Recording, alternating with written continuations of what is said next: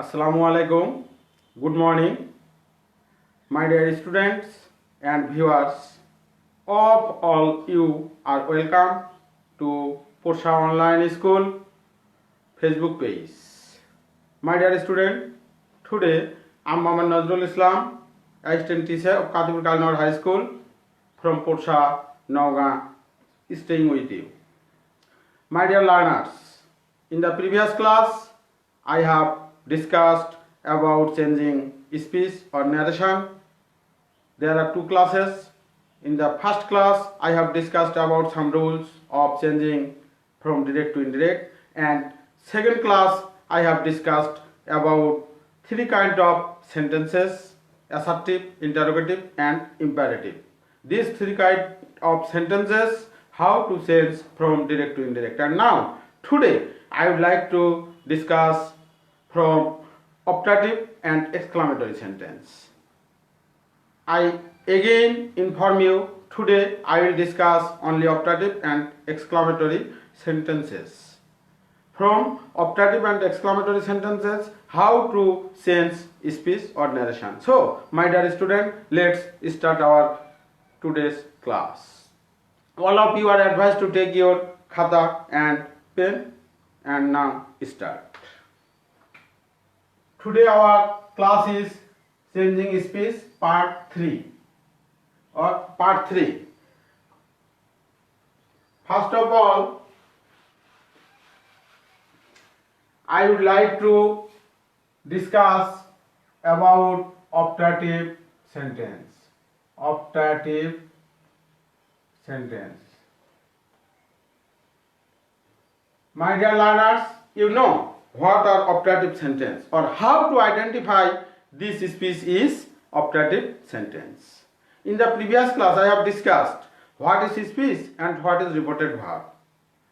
If you are unable to understand this class, I would like to advise you to observe the first class. My dear student, how we can identify optative sentence? To identify optative sentence, first of all, you should know may or long live. May or long live. May or long live. My dear learners, if there is may or long live at the beginning of the sentence, this kind of sentences are called optative sentence. I would like to give an example. May Allah bless you. This is optative sentence. Why? At the very beginning of the sentence, may is included here. So this is optative sentence. Long live our president. Long live our president. This is also optative sentence because at the beginning of the sentence there is long live. So, to identify optative sentence, may will be or long live will be at the very beginning of the sentence. These are called optative sentence. Now, my dear student,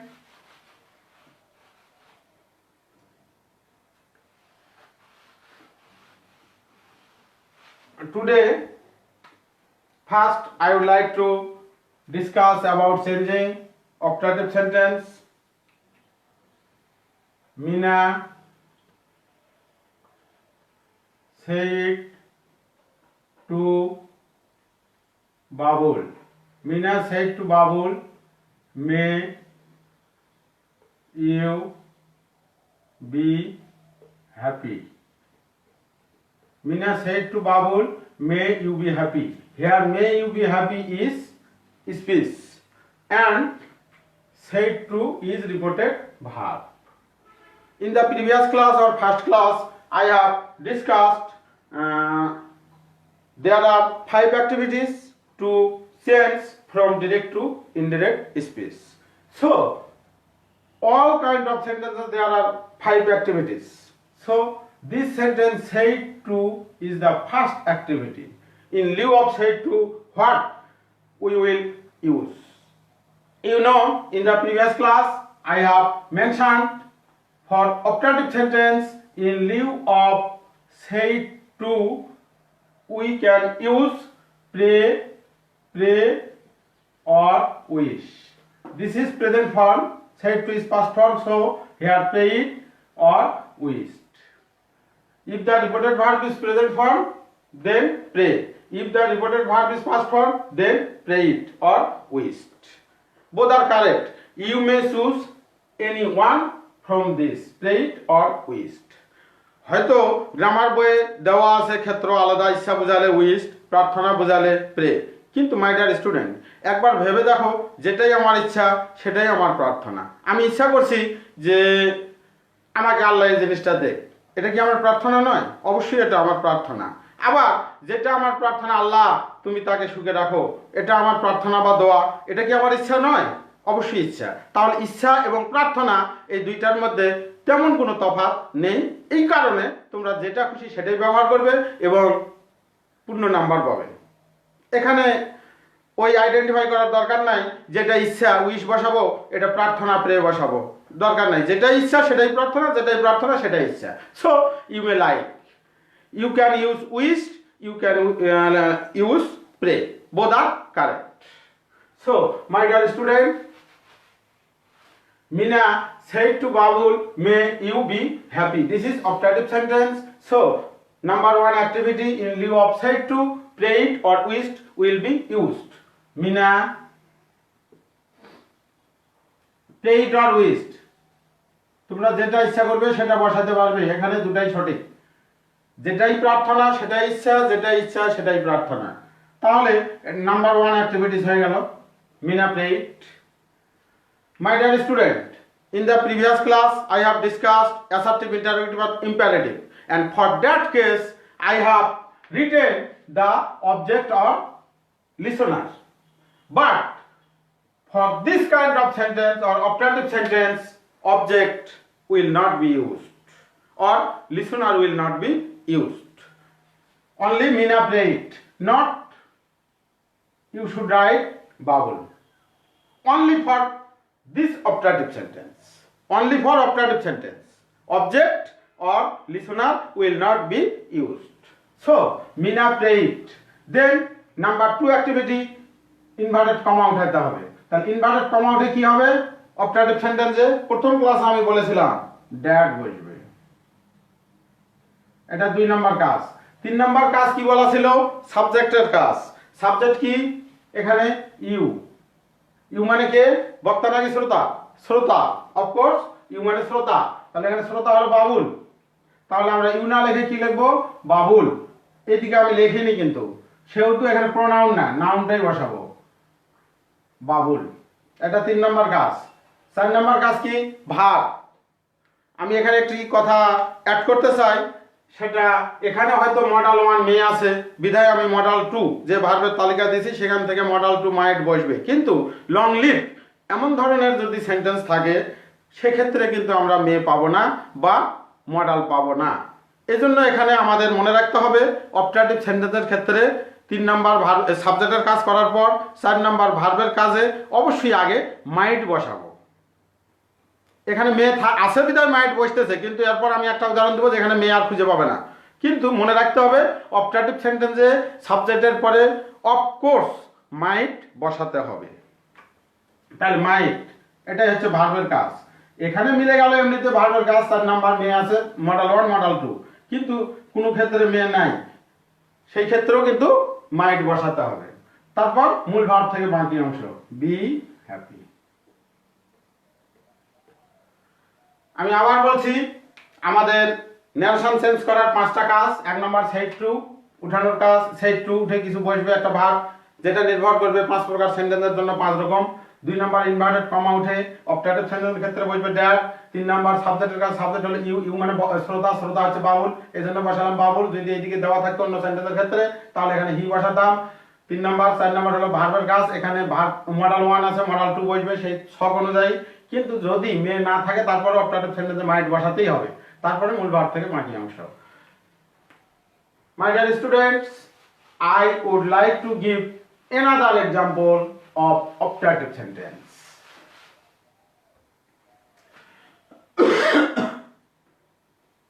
Babul said to me, long live our Prime Minister. Long live our Prime Minister. Babul said to me, long live our Prime Minister. My dear student, firstly I have mentioned there are two kinds of optative sentence. One is with may, starting with may, and another is starting with long live. কোনো বাক্যের শুরুতে যদি মে থাকে সেটা optative sentence, কোনো বাক্যের শুরুতে যদি লং লিভ থাকে সেটা অপটাটিভ সেন্টেন্স। এই দুই ধরনের অপটাটিভ সেন্টেন্স হয়ে থাকে। তাহলে long live our president, this is optative sentence, species optative sentence, and this is reported verb said to. তাহলে যেই সেন্টেন্সই থাক আমরা জানি এক নম্বর কাজ সেড টু উঠাতে হবে। তাহলে এখানে সেড টু উঠে কি বসবে? বাবুল। সেড টু উঠে কি বসবে? অপটাটিভ সেন্টেন্স আমি বলেছি ইচ্ছা বা প্রার্থনা। হয়তো গ্রামার বইয়ে দেওয়া আছে ইচ্ছা বোঝালে উইশ, প্রার্থনা বোঝালে প্রে, কিন্তু আমি বলেছি ইচ্ছা যেটা প্রার্থনা সেটা, প্রার্থনা যেটা ইচ্ছা সেটা। ভালো করে ভেবে দেখো, এখন আমার সঙ্গে একবার না হলেও একটু শুয়ে চিন্তা করে দেখো, আমি মনে যেটা ইচ্ছা করছি সেটাই আমার প্রার্থনা, আবার আমি যেটা প্রার্থনা করতেছি সেটা আমার ইচ্ছা থেকেই করতেছি। অতএব এখানে কোনো পার্থক্য নাই, যার যেটা খুশি সেটা ব্যবহার করবে। তাহলে বাবুল উইস্ট বা প্রেইড, যেহেতু এখানে ভার্ব পাস্ট ফর্ম, যেটা লিখবে সেটাই হবে। এখানে কেউ যদি লেখে প্রেইড তাও যেমন ভুল হবে না, কেউ যদি লেখে উইস্ট তাও কিন্তু ভুল হবে না, কারণ যেটা ইচ্ছা সেটাই প্রার্থনা। তবে অপটাটিভ সেন্টেন্সের ক্ষেত্রে আমি বলেছি অবজেক্ট বা শ্রোতা লেখার প্রয়োজন নাই। দুই নম্বর কাজে চলে যাব, ইনভার্টেড কমা। ইনভার্টেড কমা হতে হবে ড্যাট, এটা দুই নম্বর কাজ। তিন নম্বর কাজ হলো আমার সাবজেক্টের কাজ। সাবজেক্ট কি আছে? আওয়ার পিএম বা আওয়ার প্রাইম মিনিস্টার। আমি বলেছি উই আস আওয়ার, এটার অর্থ হচ্ছে বক্তা শ্রোতা দুটাই। তাহলে বক্তা হচ্ছে বাবুল, শ্রোতা হচ্ছে আমি। বক্তা বাবুল থার্ড পারসন একজন ব্যক্তি এবং আমি আছি ওর মধ্যে। তাহলে আওয়ার মানে আমাদের, আমাদের বলতে বক্তা শ্রোতা দুইজনের, অর্থাৎ বাবুলের এবং আমার। তাহলে বাবুলের এবং আমার, এই ক্ষেত্রে কি হবে? আমার হবে। বাবুলের এবং আমার, যেহেতু আমি আছি সেহেতু এখানে আমার বা আমাদেরই থাকবে। তাহলে বক্তা শ্রোতা দুইটা মিলে কি আসতেছে? Our, our prime minister. তিন নম্বর সাবজেক্টের কাজ গেল। চার নম্বর ভার্বের কাজ। আমি বলেছি মডেল 1 থাকলে মডেল 2 এর আগেরটা মেয়ে ছিল মাইট বসাইছি, কিন্তু এখানে কোনো মডেল নাই। না থাকলে অপটাটিভ সেন্টেন্সের ক্ষেত্রে অবশ্যই মনে রাখতে হবে মাইট, এটা বসাতে হবে অপটাটিভ সেন্টেন্সে। এটা 4 নম্বর কাজ, ভার্বের কাজ। তারপরে মূল ভার্ব থেকে বাকি অংশ। মূল ভার্ব কি আছে? Long live. একটা বিষয় মনে রাখবে, মাইট হচ্ছে মডেল ভার্ব এবং মডেল ভার্বের পরে সবসময় মূল ভার্বের প্রেজেন্ট ফর্ম আসে। এজন্য লং লিভ না লিখে এটাকে লিখতে হবে লিভ লং। এটা ভার্বের কাজ, আর কিছু নাই। তাহলে Babul prayed or wish that our prime minister might live long, not long live. Optative সেন্টেন্সে লং লিভ আছে, কিন্তু আমি ইনডিরেক্ট করলে সেটা হয়ে যাবে লিভ লং, কারণ আমরা জানি মডেলের পর সরাসরি ভার্বের প্রেজেন্ট ফর্ম আসে, আগে লং আসবে না, এজন্য এটা চেঞ্জ হয়ে লিভ লং হবে। এখন আরেকটা বিষয় এখানে সমস্যা হবে, সেটা হচ্ছে এখানে মি নাই। এখানে মি নাই। বাবুল সেড টু ধরে নিলাম মিনা বা আর কিছু, এখানে মিনা লিখলাম আমি। Babul said to Mina long live our president, এমন ক্ষেত্রে বাবুল প্রেইড ড্যাট, ঠিক আছে। এখন আওয়ার প্রাইম মিনিস্টার, আওয়ার বলতে কার? বাবুলের এবং মিনার। আওয়ার বলতে কিন্তু বাবুলের এবং মিনার প্রাইম মিনিস্টার। এখন এখানে কি লিখবো আমরা? আমি বিষয়টা ক্লিয়ার করে দিতে চাই। করিম মিনাকে বলল আমাদের হেডমাস্টার খুব ভালো। এখন আমার জানা নেই করিম মিনা একই স্কুলের ছাত্র নাকি আলাদা স্কুলের ছাত্র। যদি একই স্কুলের ছাত্র হয়ে থাকে তাহলে দুইজনের হেডমাস্টার একটাই, তাই কি না? আবার যদি করিম এবং মিনা দুইজন দুই স্কুলের ছাত্র হয়ে থাকে তাহলে আওয়ার হেডমাস্টার বলতে বা আমাদের হেডমাস্টার বলতে যে বক্তা যে বলছে তার হেডমাস্টারকেই বোঝাবে। একইভাবে এখানে বলা হচ্ছে যে বাবুল সেড টু মিনা, বাবুল মিনাকে বললো আমাদের প্রাইম মিনিস্টার বা প্রধানমন্ত্রী দীর্ঘজীবী হোক। আমাদের জানা নেই বাবুল এবং মিনা দুইজনই বাংলাদেশের কিনা। যদি দুইজনই একই দেশের হয় তাহলে প্রাইম মিনিস্টার জননেত্রী শেখ হাসিনা দুইজনেরই। সেই ক্ষেত্রে আমরা লিখবো দেয়ার, মানে তাদের দুইজনের। আমি নাই, আওয়ার লিখবো না। কিন্তু যদি এমন হয় বাবুল এক দেশের মিনা আরেক দেশের, বাবুল মিনাকে বেড়াতে এসে গল্প শোনাচ্ছে যে আমাদের প্রধানমন্ত্রী দীর্ঘজীবী হোক, এমন একটা ইচ্ছা বা প্রার্থনা সে পোষণ করে ফেলল। কিন্তু দুইজন দুই দেশে, সেই ক্ষেত্রে এই প্রাইম মিনিস্টার কিন্তু দুইজনেরই না, কার? যে বক্তা তার প্রাইম মিনিস্টার। সেই ক্ষেত্রে আমরা লিখব his. Here Babul masculine gender, so his. আশা করি বিষয়টি ক্লিয়ার হয়েছে। এখানে তোমরা সচরাচর ভুল করে থাকো অপটাটিভ সেন্টেন্সের এই ক্ষেত্রে আওয়ার আছে, এখানে আমরা কি লিখব? যদি আমি নিজে থাকি সেই ক্ষেত্রে আওয়ারই থাকবে, যদি আমি না থাকি দুইটাই থার্ড পারসন হয় সাধারণত দেয়ার হবে। দুইজনকে আমরা একই দেশের একই জায়গা ধরে নিয়ে থাকি, যেহেতু এখানে বিস্তারিত লেখা নাই সেই ক্ষেত্রে ধরে নেওয়া যাবে। তাহলে এখানে কি হবে? বাবুল প্লেইড ড্যাড, এখানে আছে আওয়ার প্রাইম মিনিস্টার। তাহলে আওয়ার বলতে এখানে বাবুলের এবং মিনা, যদি দুইজন একই দেশের হয় তাহলে হবে দেয়ার, যদি দুইজন দুই দেশের হয় তাহলে হবে বাবুলের শুধু, অর্থাৎ হিস। এখন কেউ যদি লেখে দেয়ার তাও ঠিক হবে, কেউ যদি লেখে হিস তাও ঠিক হবে, কিন্তু এখানে যদি কোনো কারণে আমি থাকি যুক্ত, এমন ক্ষেত্রে কিন্তু আওয়ারই থাকবে। আশা করি অপটাটিভ সেন্টেন্সের বিষয়টি ক্লিয়ার করতে পেরেছি। এখন আমরা জানবো exclamatory sentence. Exclamatory sentence, exclamatory sentence. My dear student, you know what are exclamatory sentence?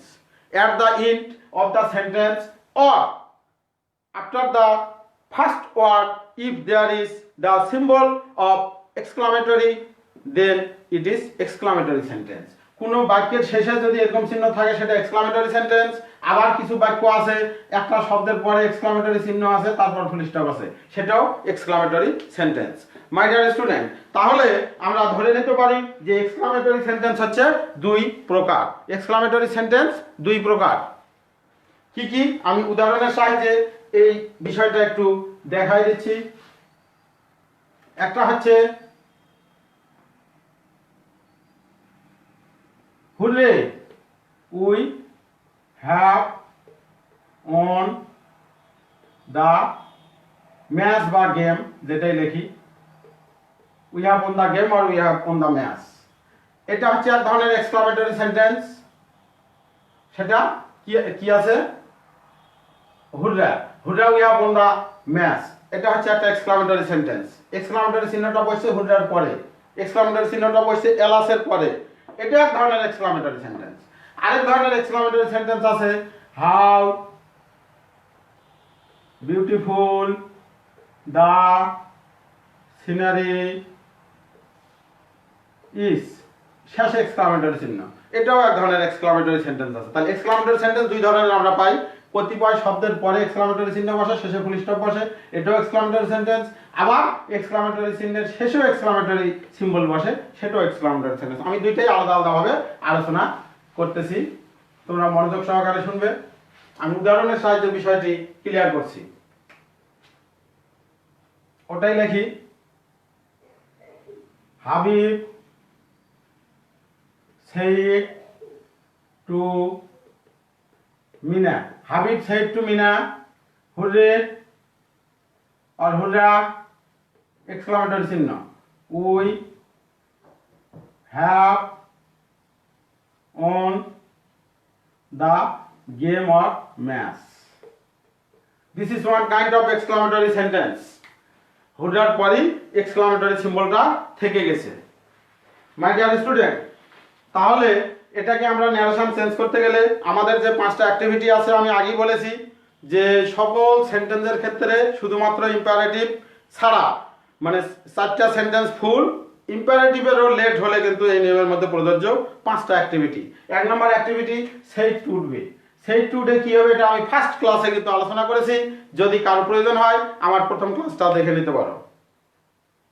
তাহলে সেই টু ডে এক্সক্লামেটরি সেন্টেন্সের ক্ষেত্রে কি হবে আমি কিন্তু লিখে দিয়েছিলাম, দুইটা লিখে দিয়েছিলাম। এক্সক্লেমড উইথ জয়, আনন্দ বোঝালে, দুঃখ বুঝালে এক্সক্লেমড উইথ সরো, অথবা আনন্দ বুঝালে ক্রাইড আউট উইথ সরো, দুঃখ বুঝালে ক্রাইড আউট ইন সরো। তাহলে এখানে খেয়াল করো, Habib said to Mina hurrah we have won the game, এটা কি আনন্দ নাকি দুঃখ? হুররা, হুররা কখন বলে মানুষ? দুঃখে বলে? অবশ্যই আনন্দের সময় আমরা হুররা উচ্চারণ করে থাকি। তাহলে এটা আনন্দ প্রকাশ করেছে। সেই ক্ষেত্রে কি লিখবো? হাবিব said to উঠে হবে exclaimed with joy বা cried out with joy, cried out with joy। এটা এক নম্বর কাজ, said to উঠে এটা বসলো cried out with joy। প্রিয় শিক্ষার্থীবৃন্দ, ক্রাইড শব্দের আমরা আরেকটা অর্থ ধরে থাকি। ক্রাইড মানে কিন্তু দুইটাই বোঝায়, চিৎকার করাও বোঝায়, আবার উচ্চ স্বরে বলাও বোঝায়, আবার কাঁদাও কিন্তু বোঝায়। তাই আমরা যদি কেউ ক্রাইডের পরিবর্তে এখানে শাউটেড লিখি তাহলে আরো বেশি ভালো হবে। হয়তো কোনো কোনো গ্রামারে শব্দটা দেওয়া আছে শাউটেড, সকল গ্রামারে নাই। সাধারণত ক্রাইড আউট উইথ জয় বা এক্সক্লেমড উইথ জয় এটাই থাকে। কিন্তু ক্রাইড বলতে কিন্তু কান্নাও বোঝায়। এমন ক্ষেত্রে যদি আমরা ক্রাইড ব্যবহার না করে শাউটেড লিখি সবচেয়ে বেশি ভালো হবে। তাহলে হাবিব শাউটেড উইথ জয় বা হাবিব ক্রাইড আউট উইথ জয়, এক নম্বর said to কাজ শেষ। এখানেও কিন্তু মনে রাখবে যে এক্সক্লামেটরি সেন্টেন্সের ক্ষেত্রে শ্রোতা বা অবজেক্ট লেখার কোনো প্রয়োজন নাই, এখানেও লেখার দরকার নেই। সরাসরি Habib cried out with joy বা Habib shouted with joy. Then inverted comma উঠে ড্যাড বসবে, ড্যাড বসবে এক্সক্লামেটরি সেন্টেন্সের ক্ষেত্রে। 2 নম্বর কাজ শেষ। 3 নম্বর হুররা, এটা কিন্তু বাদ যাবে, এটা আছে বিধায় আমরা ক্রাইড আউট উইথ জয় আনন্দ প্রকাশ করেছে। তাহলে 3 নম্বর কাজ চলে যায় সাবজেক্টের কাজ। উইটাকে বক্তা শ্রোতা দুটাই, উই মানে আমি বলেছিলাম বক্তা শ্রোতা দুটাই। এখানে এই সেন্টেন্সের ক্ষেত্রে ওটা অপটাটিভের ক্ষেত্রে একেবারে অ্যাপ্রোপ্রিয়েটলি সঠিক, কিন্তু এই সেন্টেন্সের ক্ষেত্রে we have won the game এমনও হতে পারে যে দুইজনই হতে পারে, আবার শুধু হাবিবের দল বা হাবিবের টিমই জিতেছে এটাও প্রকাশ করতে পারে। কার কাছে? মিনার কাছে। এমন ক্ষেত্রে যেটা লিখবে সেটাই ঠিক হবে। তাহলে আমরা কি লিখবো এখানে?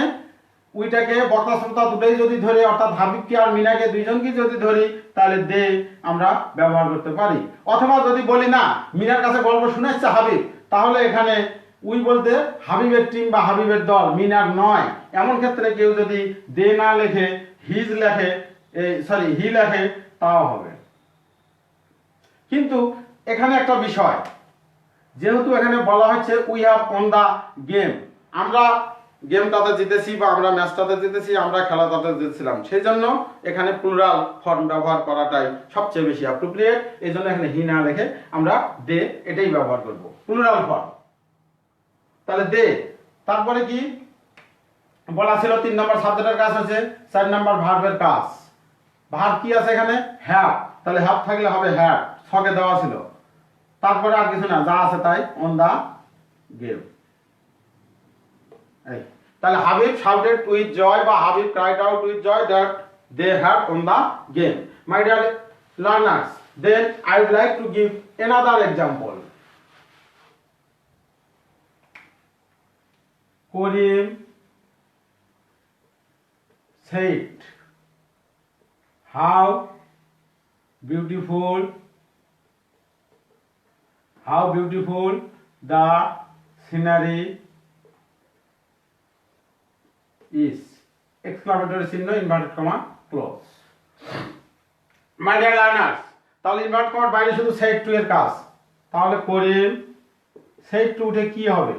আনন্দ বোঝালে সেখানে ক্রাইড আউট উইথ জয় বা শাউটেড উইথ জয় বা এক্সক্লেমেড উইথ জয়, দুঃখ বোঝালে ক্রাইড আউট ইন সরো বা এক্সক্লেমেড উইথ সরো। আর যদি এমন হয় যে তোমরা নির্ণয় করতে পারছো না এটা আনন্দ নাকি দুঃখ, এমন ক্ষেত্রে যদি কেউ টোল্ড ব্যবহার করে থাকো এক্সক্লামেটরি সেন্টেন্সে, তাও ভুল হবে না, সেটাও সঠিক হবে যদি আনন্দ দুঃখ নির্ণয় করতে না পারো এমন ক্ষেত্রে। তাহলে how beautiful the scenery is, এটা আমরা কিন্তু বুঝতে পারছি এটা এক ধরনের আনন্দ। আমি একটা ফুল দেখে বলছি যে ফুলটা কি সুন্দর, তাহলে এটা একটা আনন্দ। তাহলে আমরা এখানে করিম ক্রাইড বা শাউটেড যেটাই দেখি আউট উইথ জয়, এটা said to এর বদল বসলো। 2 নম্বর ইনভার্টেড কমা উঠে কি বসবে? দ্যাট। প্রিয় শিক্ষার্থীবৃন্দ, আবার ভুল করে এটা করে না, ছাত্র বলেছিল যে যদি WH মূলক কোনো ওয়ার্ড থাকে তাহলে সেটাই বসবে, সেটা বলেছিলাম ইন্টারোগেটিভ সেন্টেন্স হলে। এই এক্সক্লামেটরির ক্ষেত্রে নয়, এক্সক্লামেটরির ক্ষেত্রে ইনভার্টেড কমা উঠে দ্যাট বসবে, এটাই 2 নম্বর কাজ। কিন্তু WH ওয়ার্ড থাকলে WH ওয়ার্ডই বসবে, এটা ইন্টারোগেটিভ সেন্টেন্সের ক্ষেত্রে। ঠিক আছে প্রিয় শিক্ষার্থীবৃন্দ, তাহলে 2 নম্বর কাজ আমাদের হয়ে গেল। 3 নম্বর কাজ কি? সাবজেক্ট। আমি একটা কথা বলতে চাই, অবশ্যই তোমরা একটু গুরুত্ব দিয়ে বুঝে রাখবে। যদি কোনো এক্সক্লামেটরি সেন্টেন্স থাকে ডাইরেক্ট স্পিচে ইনডিরেক্ট করার সময় ওটাকে আগে মনে মনে অ্যাসার্টিভ করে নিতে হবে বা ধরে নিতে হবে। তাহলে how beautiful the scenery is, ওটাকে যদি আমি অ্যাসার্টিভ করে নেই নিজের ইচ্ছে মতো, তাহলে সেটা কি হবে? The scenery is very beautiful. Very নাই কিন্তু এক্সক্লামেটরিতে, কিন্তু অ্যাসার্টিভ করলে ভেরি আসবে না? ভেরি বা গ্রেট আসবে তো। আমরা তো ট্রান্সফরমেশন অফ সেন্টেন্সে পড়েছি, অ্যাসার্টিভ থেকে এক্সক্লামেটরি বা এক্সক্লামেটরি থেকে অ্যাসার্টিভ। অ্যাসার্টিভ থেকে এক্সক্লামেটরি করার সময় ভেরি বা গ্রেট থাকলে বাদ যায়, আর এক্সক্লামেটরি থেকে অ্যাসার্টিভ করলে ভার্বের পরে ভেরি বা গ্রেট বসাতে হয়।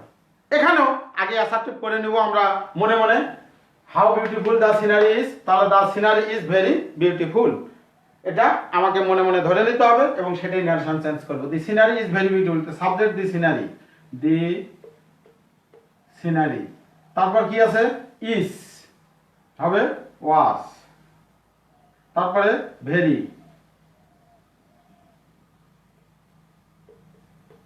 Very beautiful, the scenery was very beautiful. তাহলে 2 ধরনের এক্সক্লামেটরি সেন্টেন্স নিয়েও আমরা আলোচনা করলাম এবং 2 ধরনের অপটাটিভ সেন্টেন্স নিয়ে আলোচনা করলাম। 2 ধরনের অপটাটিভ কি? একটা হচ্ছে মে দ্বারা শুরু, একটা হচ্ছে লং লিভ দ্বারা শুরু। 2 ধরনের এক্সক্লামেটরি কি? একটা হচ্ছে কোনো এক্সক্লেমেশন ওয়ার্ডের পরে এক্সক্লামেটরি চিহ্ন থাকবে, শেষে ফুল স্টপ, আর একটা হচ্ছে বাক্যের শেষে যে এক্সক্লামেটরি চিহ্ন থাকবে। তাহলে আজকে আমরা আলোচনা করলাম অপটাটিভ এবং এক্সক্লামেটরি সেন্টেন্সের ডিরেক্ট স্পিচকে কিভাবে ইনডিরেক্ট স্পিচ করা যায়, এবং এটা আমার 3য় ক্লাস। ফার্স্ট ক্লাস আছে যেখানে আমি ন্যারেশন কিভাবে চেঞ্জ করতে হয় বিস্তারিত আলোচনা করেছি, মোটামুটি 40 মিনিটের ক্লাস। তারপরে দ্বিতীয় দিন আমি আলোচনা করেছি অ্যাসার্টিভ, ইন্টারোগেটিভ এবং ইম্পারেটিভ সেন্টেন্সের ডিরেক্ট স্পিচ থেকে কিভাবে ইনডিরেক্ট স্পিচ করা যায়, ওইটা ছোট অবশ্য 23 মিনিটের ক্লাস। এবং আজকে আমি আলোচনা করলাম অপটাটিভ এবং এক্সক্লামেটরি সেন্টেন্স থাকলে কিভাবে ডিরেক্ট স্পিচ থেকে ইনডিরেক্ট স্পিচ করা যায়। সুপ্রিয় শিক্ষার্থী বন্ধুরা, তোমরা প্র্যাকটিস করবে। যদি কারো কোনো সমস্যা বোধ করো কমেন্ট বক্সে লিখবে, আমি আমার উত্তর দেওয়ার চেষ্টা করব। এবং নেক্সট ক্লাসে আমি প্যাসেজ ন্যারেশন নিয়ে আলোচনা করব। সুপ্রিয় শিক্ষার্থী বন্ধুরা, সকলেই ভালো থাকো, সুস্থ থাকো এবং করোনা মহামারী থেকে সবাইকে আল্লাহ রক্ষা করুক, এই আশাবাদ ব্যক্ত করেই শেষ করছি। ধন্যবাদ। খোদা হাফেজ। বাংলাদেশ চিরজীবী হোক।